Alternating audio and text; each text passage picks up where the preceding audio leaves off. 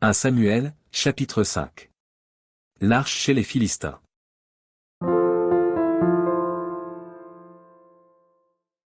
Les Philistins prirent l'arche de Dieu, et ils la transportèrent d'Ébenézer à Asdo.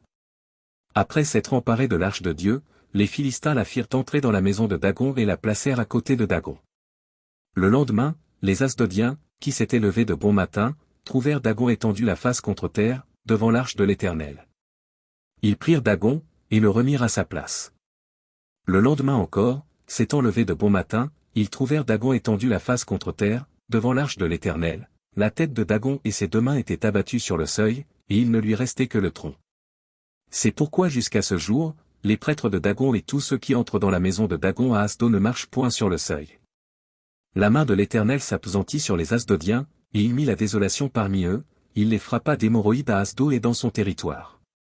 Voyant qu'il en était ainsi, les gens d'Asdo dirent, l'arche du Dieu d'Israël ne restera pas chez nous, car il appesantit sa main sur nous et sur Dagon, notre Dieu. Et ils firent chercher et assemblèrent auprès d'eux tous les princes des Philistins, et ils dirent, que ferons-nous de l'arche du Dieu d'Israël? Les princes répondirent, que l'on transporte à Gath l'arche du Dieu d'Israël. Et l'on y transporta l'arche du Dieu d'Israël. Mais après qu'elle eût été transportée, la main de l'Éternel fut sur la ville, et il y eut une très grande consternation, il frappa les gens de la ville depuis le petit jusqu'au grand, et ils eurent une éruption d'hémorroïdes. Alors ils envoyèrent l'arche de Dieu à Écron.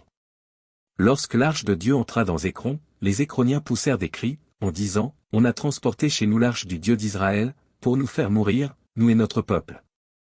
Et ils firent chercher et assemblèrent tous les princes des Philistins, et ils dirent, renvoyez l'arche du Dieu d'Israël, qu'elle retourne en son lieu, et qu'elle ne nous fasse pas mourir, nous et notre peuple. Car il y avait dans toute la ville une terreur mortelle, la main de Dieu s'y appesantissait fortement. Les gens qui ne mouraient pas étaient frappés d'hémorroïdes, et les cris de la ville montaient jusqu'au ciel.